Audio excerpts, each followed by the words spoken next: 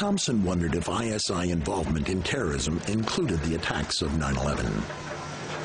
On October 1st, the FBI discovered evidence linking the alleged hijackers and al-Qaeda by following a money trail that ended at Mohammed Atta in Florida. Suspected hijacker Mohammed Atta received wire transfers via Pakistan and then distributed the cash via money orders bought here in Florida. A senior law enforcement source tells CNN the man sending the money to Atta is believed to be Ahmed Umar Saeed Sheikh. He reportedly is controlling certain aspects of the financial transactions of the Al-Qaeda network. Once a standout student at the London School of Economics, the British-born son of Pakistani parents speaks 5 languages. The story made news in every major newspaper. With 9/11 paymaster identified as an alleged al-Qaeda moneyman, it seemed that the U.S. finally had its proof that al-Qaeda was involved. The U.S. war on terror could now move ahead.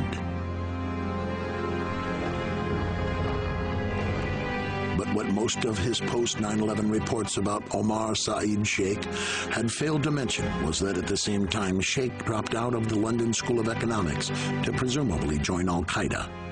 He had also joined the ISI. Arresting officer A.K. Jain says under questioning, Omar Sheikh admitted he was supported by the Pakistan government's intelligence service, the ISI. He had told me that. He admitted to you? Oh, yes. And after his release, it was very clear that he was provided protection and safe haven in Pakistan with the direct support, with the knowledge, and obviously with the connivance of the Pakistani intelligence.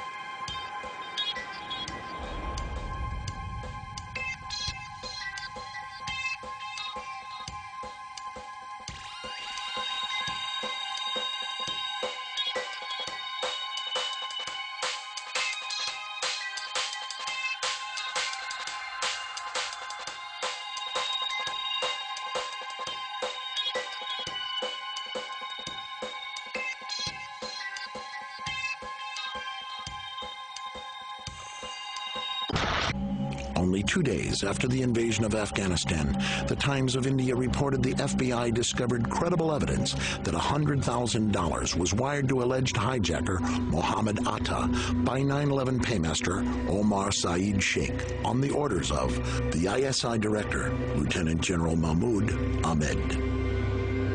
Had that been the head of the Iraqi intelligence agency, do you think we would have heard of it? You have to understand that Lieutenant General Mahmoud Ahmed was a key player. William Pepper is an international lawyer and consultant to the Pakistani government. Indian state intelligence came upon this transfer. It was then the Times of India was able to get this information, and the FBI got involved in this whole situation because this was now becoming very public as a result of the Indian investigation. Though the evidence was never publicly disclosed, Indian intelligence claimed that the FBI had privately confirmed the story to them, and it soon made every major Indian newspaper. In the U.S., only a single news outlet even mentioned the allegation. The information was reported as an internet-only story on the editorial section of the Wall Street Journal website. It had this cutesy title, but it contained this completely explosive information. After the Times of India story broke, Paymaster Omar Saeed Sheikh was no longer the apparent proof that al-Qaeda was the sole sponsor of the attacks. Instead, Saeed Sheikh, acting on the orders of the ISI, appeared to be the smoking gun of Pakistani involvement in 9/11. And instantly, within that day, basically, Saeed Sheikh becomes persona non grata. And then a whole bunch of other people are put forth as the paymaster. Over the next several months, authorities began confusing the news media with a bewildering variety of alternate names for the paymaster, each sounding similar to Omar Saeed Sheikh. No, it's this guy. No, it's this guy. They keep changing the story about who the guy is, and it becomes hard to keep track. By the one-year anniversary of 9/11, Newsweek had concluded that the paymaster remains almost a total mystery. The 9/11 Commission would ultimately conclude that the question of who financed the attacks is of little practical significance. And in my opinion, it seems to be a bunch of smoke and mirrors to try to really hide the fact that there's money coming from the ISI going to the hijackers.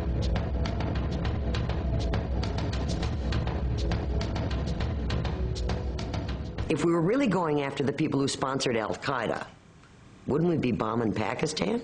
Are we better off in Pakistan or in Iraq in terms of beating terrorism? I would say to you, if you'd ask me that question, I would say, no question. Let's forget about Iraq and let's focus on Pakistan. And here the story took another unexpected turn.